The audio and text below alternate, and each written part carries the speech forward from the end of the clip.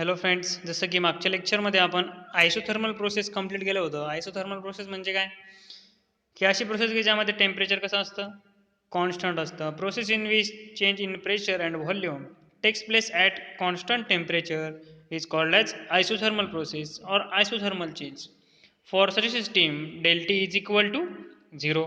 तर त्यासाठी आपल्याला एक छोटंसं एक्सप्रेशन बघायचं आहे.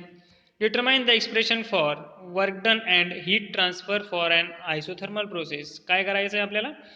वर्क डनसाठी एक्सप्रेशन फाइंड आउट करायचं आहे. तर त्यामध्ये बघू आपण. Consider the isothermal expansion of an ideal gas. काय करायचं आहे? आयसोथर्मल एक्सपान्शन कन्सिडर करायचं आहे. कशाचं? आयडियल गॅसचं. जसं की आत्तापर्यंत शिकत आलोय आपण, त्यामध्ये काय करतोय आपण? गॅस घेतलेला आहे सिलेंडरमध्ये, त्याला काहीतरी पिस्टन प्लेस केलंय, त्याला मुव्हेबल असणार आहे, मासलेस असणार आहे, फ्रिक्शनलेस असणार आहे. सेम जशी की तिथे प्रोसेस अप्लाय केली, सेम प्रोसेस इथे अप्लाय करणार आहे आपण.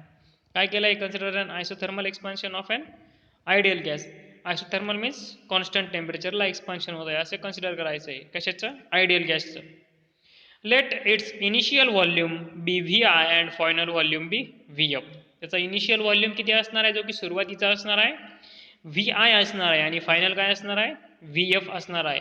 The work done is an infinitesimally small isothermal expansion is given by d W is equal to P D V. त्यानंतर वर्डन किती भेटणार आहे आपल्याला? जी की माहिती आपल्याला, work done D W is equal to P D V. त्यानंतर fourth point, the total work done in bringing out the expansion from the initial volume V I to the final volume V F is given by. काय करणार आहोत आपण? Total work done find out करायचं आहे. त्यासाठी काय करतोय आपण? जेव्हा total work done find out करतो तेव्हा काय करतो आपण? इंटिग्रेट करतो सिस्टीमला, म्हणजेच होल सिस्टीमचं फाइंड आउट करायचं असतं तेव्हा. मग काय भेटेल आपल्याला? डी डब्ल्यूचं वर्क डन घेतलं तर, जो की डेरिव्हेटिव्हचा डी आणि इंटिग्रेशन काय होणार आहे? एकमेकांना कॅन्सल करणार आहे डेरिव्हेटिव्ह इंटिग्रेशन. मग काय राहणार तिथे? फक्त डब्ल्यू राहणार आहे, जो की वर्क डन आहे आपला. मग इज इक्वल टू काय भेटेल आपल्याला? Integration from initial volume to final volume P D V. याला इक्वेशन नंबर फर्स्ट देऊ आपण. त्यानंतर fifth point, but for an ideal gas P V is equal to N R T. But ideal गॅससाठी काय आहे? P V is equal to N R टीची की standard equation आपल्याला माहिती आहे. Use this equation, equation number 1, आणि हेच इक्वेशन आपण कुठे यूज करणार आहे? इक्वेशन नंबर 1 मध्ये यूज करणार आहे. त्यानंतर काय भेटेल आपल्याला? W is equal to N R T integration from V I to V F D V by V. काय केलं आहे आपल्या यामध्ये? फक्त जो की आपला पी होता त्याची व्हॅल्यू आहे त्यामध्ये पुटअप करून टाकलेली आहे आपण, जो की N R T divide by V भेटेल. आणि ती व्हॅल्यू कशामध्ये पुटअप केली? इक्वेशन नंबर 1 मध्ये पुटअप केली. त्यानंतर आपल्याला इक्वेशन नंबर सेकंड काय भेटेल? W is equal to N R T L N of V F divide by V I, जो की इंटिग्रेशनचा स्टँडर्ड फॉर्म्युला आहे. त्यानुसार डायरेक्टली आपल्याला L N of V F divide by V I भेटेल. Equation number काय देऊ आपण? सेकंड नंबरचं इक्वेशन देऊ. त्यानंतर 6 पॉईंटमध्ये, for an ideal gas its internal energy depends on its temperature. Therefore, during an isothermal process, the internal energy of an ideal gas remains constant, that is del U is equal to 0, because its temperature is constant. का energy constant असणार आहे? कारण की त्याचं जे temperature असणार आहे ते किती असणार आहे? कॉन्स्टंट असणार आहे. That is del T is equal to 0. त्यानंतरून therefore, according to the first law of thermodynamics, for an isothermal process, according to the first law of thermodynamics नुसार, for isothermal process, capital Q is equal to W, and therefore Q is equal to W is equal to nRT ln of Vf divided by Vf. त्यानंतर 8 नंबरचा point, जो की last point आहे आपला. Thus, the heat transferred to the gas is completely converted into the work done, that is the expansion of gas. काय म्हणता येते? जे की हीट ट्रान्सफर होते कशामध्ये कन्वर्ट झाली आहे? वर्क डन मध्ये टोटली कन्वर्ट झाली. कारण की कशी कन्वर्ट होऊ शकते? कारण की capital Q is equal to W घेतोय आपण. त्यामुळे असं म्हणू शकतो आपण की जी आपली हीट आहे ती टोटली कशामध्ये कन्वर्ट झाली आहे? वर्क डन मध्ये कन्वर्ट झाली. That is for the expansion of gas. त्यानंतर आयसोबारिक प्रोसेस झाला आपला आयसोथर्मल प्रोसेस बद्दल. आता त्यानंतर झालं आयसोबारिक प्रोसेस. आता आयसोबारिक म्हणजे का? की अशी प्रोसेस की ज्यामध्ये प्रेशर कॉन्स्टंट असेल. A thermodynamic process which is carried out at constant pressure is called as isobaric pressure.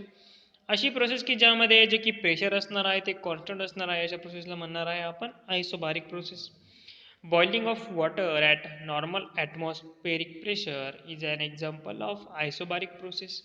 काय आयसोबारिक प्रोसेसचं एक्झाम्पल की जे वॉटर आहे ते बॉईल होत आहे कशाला जे की नॉर्मल ॲटमॉस्फेरिक प्रेशर आहे त्याला ते कशाचं एक्झाम्पल आहे याचं एक आयसोबारिक प्रोसेसचं एक्झाम्पल आहे. त्यानंतर आयसोबारिक प्रोसेससाठी काय आहे for isobaric process none of these quantities that is del U comma Q and W is 0. आता त्यानंतर जसं की आपण आयसोथर्मलसाठी एक्सप्रेशन बघितलं होतं तसंच आपल्याला आयसोबारिकसाठी सुद्धा एक्सप्रेशन बघायचं आहे ते बघणार आहोत आपण. Derive the expression for heat exchange in case of isobaric process. आता काय करायचं आहे heat exchange in case of heat कशी एक्सचेंज होती ती आपण आयसोबारिक प्रोसेसमध्ये आपल्याला बघायचं आहे. तर फर्स्ट पॉईंट बघू. In isobaric process, the pressure of system remains constant, that is del P is equal to 0. मग आयसोबारिक प्रोसेसमध्ये काय कॉन्स्टंट आहे प्रेशर कॉन्स्टंट आहे म्हणून आपण डेल पीची व्हॅल्यू काय करू शकतो डायरेक्टली 0 पुटअप करू शकतो. Consider an ideal gas undergoing the volume expansion at constant pressure. काय करायचं आहे आयडियल गॅस कन्सिडर करणार आहोत आपण आणि परत काय करणार आहे अंडरगोईंग द व्हॉल्यूम एक्सपान्शन. आणि व्हॉल्यूम एक्सपान्शन केव्हा होणार आहे त्याचं व्हॉल्यूम एक्सपान्शन होणार आहे आयडियल गॅस कन्सिडर केल्यावर. पण केव्हा होणार आहे व्हॉल्यूम एक्सपान्शन जेव्हा आपण तिथे प्रेशर कॉन्स्टंट कन्सिडर करू जो की प्रेशर असणार आहे आपला जेव्हा आपण कॉन्स्टंट कन्सिडर करू तेव्हा तिथे व्हॉल्यूमचं एक्सपान्शन होणार आहे. If V I T I are it's volume of initial state and V F T F be the volume for final state or ending state. ते की टी आय व्ही आय आहे ते initial स्टेटसाठी आहे आणि V F T F जे आहे ते final स्टेटसाठी आहे. व्हॉल्यूम आणि temperature W is equal to PdV is equal to P into bracket Vf minus Vi is equal to NR into bracket TF minus TI. याला equation number first देऊ आपण. Initial आणि final कंडिशनमध्ये equation number लिहून घेतले जे की VF आणि VI आणि TF आणि TI असे इनिशियल आणि फायनल इक्वेशनमध्ये म्हणजे इनिशियल व्हॉल्यूम आणि फायनल टेम्परेचर आणि इनिशियल टेम्परेचर आणि फायनल टेम्परेचर अशा वेगवेगळ्या दोन टर्ममध्ये आपण तिथे इक्वेशन नंबर फर्स्ट लिहून घेतलेला आहे. त्यानंतर फोर्थ नंबरचा point also the change in the internal energy of system is given as जी की इंटरनल एनर्जीमध्ये जो चेंज होणार आहे तो काय लिहू शकतो आपण del U is equal to N into C V into del T is equal to N into C V into T F minus T I. याला इक्वेशन नंबर सेकंड देऊ आपण. Del T means initial final minus initial फक्त value put up केली आपण. Where C V is the specific heat at constant volume. जी C V आहे ते माहिती आहे आपल्याला सी व्ही काय असतं जे की स्पेसिफिक हीट असतं कशासाठी at constant volume. And del T is equal to T F minus T I is the change in the temperature during the isobaric process. जसं की तुम्हाला सांगितलं डेल टी काय आहे चेंज असणार आहे जो की फायनल मायनस इनिशियल घेतो आपण टेम्परेचरमधला.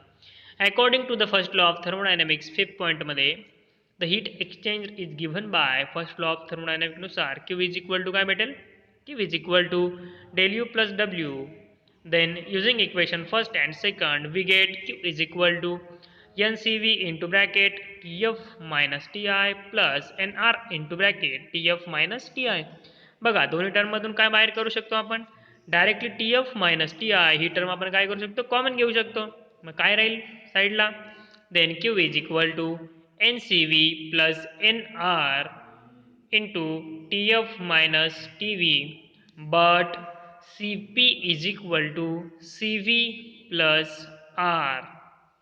बघा जी की टर्म आहे N C V plus N R into T F minus T F minus T I काय केलं आहे आपण तिथे कॉमन काढलेला आहे.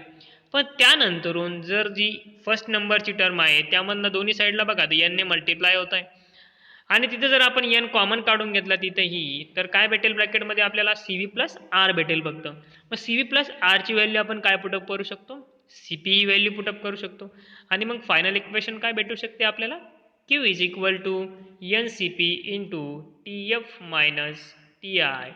हे झालं फायनल एक्सप्रेशन कशासाठी expression for heat exchange in case of isobaric process. Heat means capital Q साठी एक्सप्रेशन भेटलं आहे आपल्याला. त्यानंतर isochoric process. Isochoric process means the process in which the volume of system is kept constant is called as isochoric process. Same त्यासाठी सुद्धा expression बघणार आहोत आपण. Derive expression for heat exchange in isochoric process. खूप simple आहे. For isochoric process del V is equal to 0. The system does not do any work and at all energy supplied system is converted into internal energy. जी काही energy असेल ती काय होणार आहे, totally internal एनर्जीमध्ये convert होणार आहे. Then by using the first law of thermodynamics for isochoric process. तर first law of thermodynamics जर आपण आयसोकोरिक प्रोसेससाठी यूज केला तर काय भेटेल आपल्याला, Q is equal to del U. Then the change in the internal energy is given by del U is equal to NCV into del T. याला equation number second देऊ आपण. Then the work done is given by W is equal to PdV that is the 0. कारण की del V काय आहे, 0 आहे. त्यामुळे W is equal to work done काय भेटेल आपल्याला, डायरेक्टली 0 भेटेल. Then from equation 1 and 2 the heat exchange is given by Q is equal to del U plus NCV into del T. मग काय भेटेल आपल्याला, जे की हीट एक्सचेंजसाठी एक्सप्रेशन बघायचं होतं, Q is equal to N C V into del T. त्यानंतर adiabatic process. आता adiabatic process means adiabatic process is the process during which there is a no transfer of heat from or the system. अशी process की ज्यामध्ये heat transfer होऊ शकत नाही, या सिस्टीमला कोणती सिस्टीम म्हणतो, अशा प्रोसेसला कोणती सिस्टीम म्हणतो आपण, ॲडियाबॅटिक प्रोसेस म्हणतो. Process adiabatic process is a process during which there is no transfer of heat from or to the system. कोणत्याही प्रकारची हीट ट्रान्सफर नाही होत, या प्रोसेसला काय म्हणतो आपण, adiabatic प्रोसेस म्हणतो. For adiabatic change Q is equal to 0 and del U plus W is equal to 0 and therefore del U is equal to minus W.